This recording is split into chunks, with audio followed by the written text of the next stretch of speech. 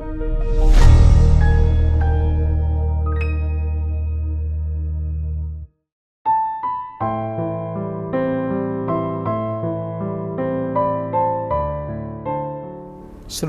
sahabat rohani yang dikasihi Tuhan, Salam.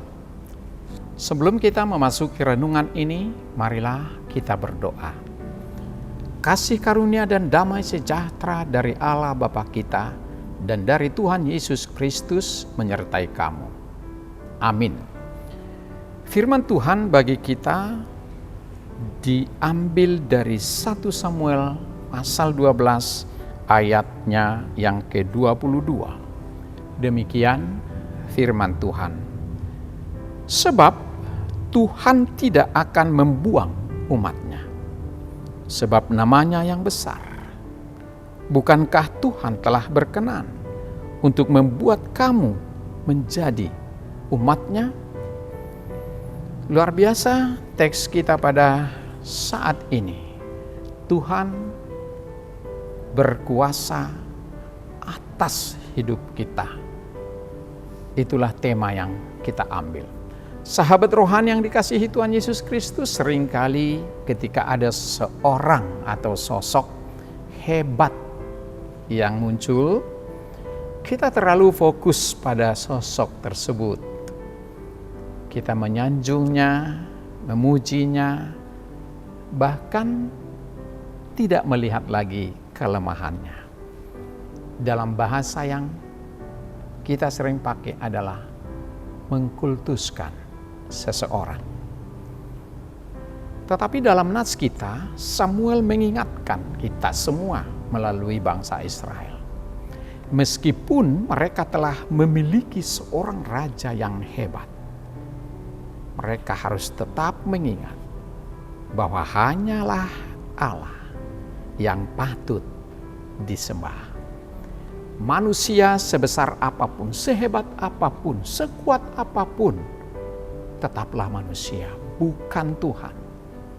Untuk itu ingat hukum Taurat yang pertama. Akulah Tuhan Allahmu, seru Tuhan kita. Jangan ada Allah lain di hadapanku.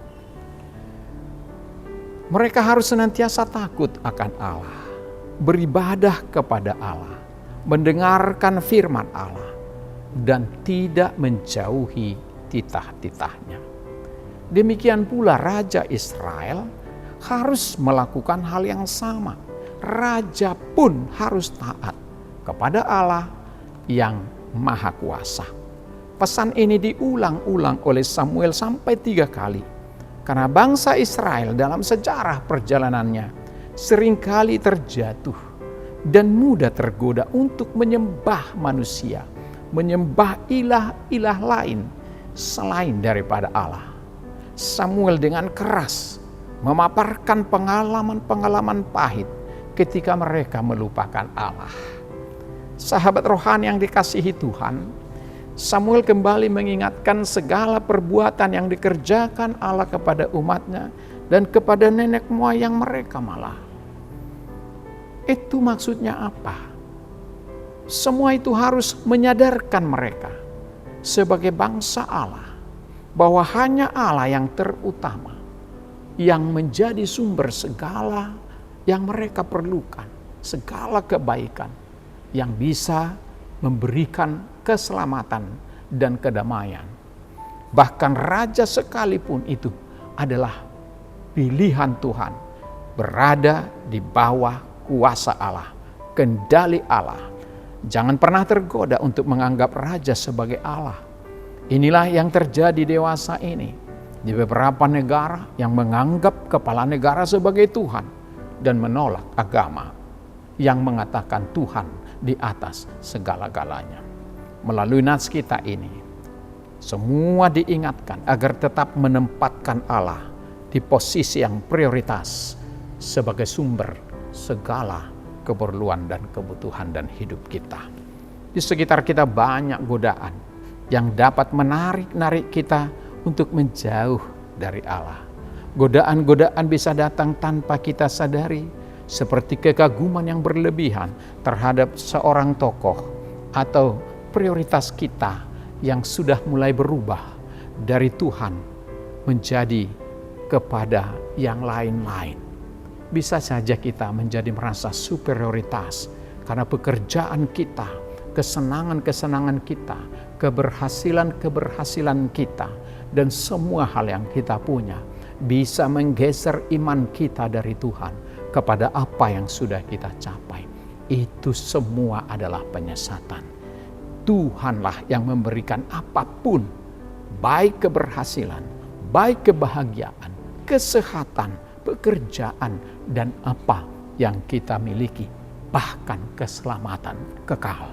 Sahabat rohani yang dikasihi Tuhan Yesus Kristus, seorang pengarang Amerika bernama Julia Ward Howe dikenal terutama karena puisinya yang sangat indah berjudul Himne Pertempuran bagi Republik.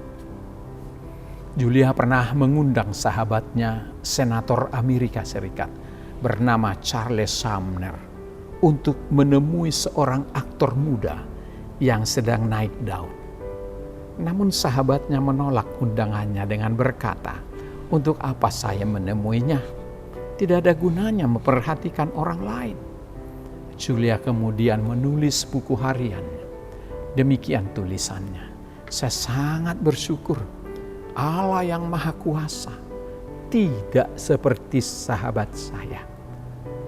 Dia masih sudi memperhatikan manusia, serendah sekecil apapun. Kalau manusia mengabaikan sesamanya akibat posisinya yang lebih tinggi, lebih hebat dari yang lain, itu adalah salah besar. Semua kita tidak berbeda di mata Tuhan. Dia tetap menjumpai dan menemui kita." Sahabat rohani yang dikasihi Tuhan, bukankah ini merupakan kabar sukacita bagi kita orang percaya? Tuhan itu sangat memperhatikan kita pribadi lepas pribadi, bahkan menjagai, mencukupkan setiap kebutuhan kita sehari-hari, sampai nafas kehidupan kita diberikan setiap hari. Dialah yang berkuasa atas hidup dan mati kita. Bila Tuhan berkehendak, saat ini juga hidup kita bisa diambil. Tapi Tuhan memberikan itu untuk apa? Untuk kita pakai, memuji, memuliakan namanya. Ingat, seperti tertulis di dalam nas kita hari ini, sebab Tuhan tidak akan membuang umatnya, sebab namanya yang besar. Bukankah Tuhan itu telah berkenan untuk membuat kamu menjadi umatnya?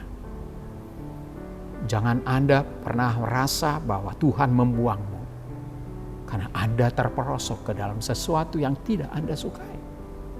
Ingat, barangkali Anda yang membuang Tuhan dari dirimu. Karena itu hati-hati. Allah itu besar, bukan Allah yang terbatas dan sangat kecil. Dia berkenan membuat kita mau apa saja jika Dia menghendakinya. Maka serahkan semuanya kepada Tuhan supaya Dia membuat semua yang Dia mau untuk dirimu. Sahabat rohani yang baik hati, pesan renungan ini bagi kita di zaman modern. Kehidupan telah banyak berubah. Beberapa dari kita harus bekerja shift. Beberapa harus bekerja pada hari Minggu juga. Walaupun kita seorang Kristen, harus melakukan tanggung jawab, pekerjaan, aktivitas, perkumpulan, dan lain sebagainya. Bahkan mengejar kesenangan-kesenangan kita dengan mengorbankan hari ibadah, hari kudusnya Tuhan. Stres karena pekerjaan dan tuntutan hidup juga semakin meningkat, dan kebanyakan dari kita memilih bersantai atau berlibur di akhir pekan. Apakah kita terlalu sibuk untuk menyisihkan waktu untuk Tuhan? Barang 2 jam saja. Di dunia ini ada hal-hal yang kita ketahui, tetapi ada banyak hal lain yang tidak pernah kita tahu. Alkitab berkata, bahkan rambut kepala kita pun terhitung jumlahnya oleh Tuhan. Kuasa Tuhan sampai menghitung rambut pun. Sehebat apapun manusia tidak bisa menghitung rambut manusia. Ayat ini adalah sebuah metafora yang menggambarkan bahwa sebagai manusia kita sangat berharga di mata Tuhan, sehingga mengetahui sedetail-detailnya tentang diri kita, bahkan perilaku kita yang kita sembunyikan yang ada di dalam hati dan pikiran kita. Sekecil apapun yang ada pada diri kita, setitik noda dia bisa tahu. Itulah Tuhan kita yang maha tahu. Tuhan mengenal kita lebih dari kita mengenal kita.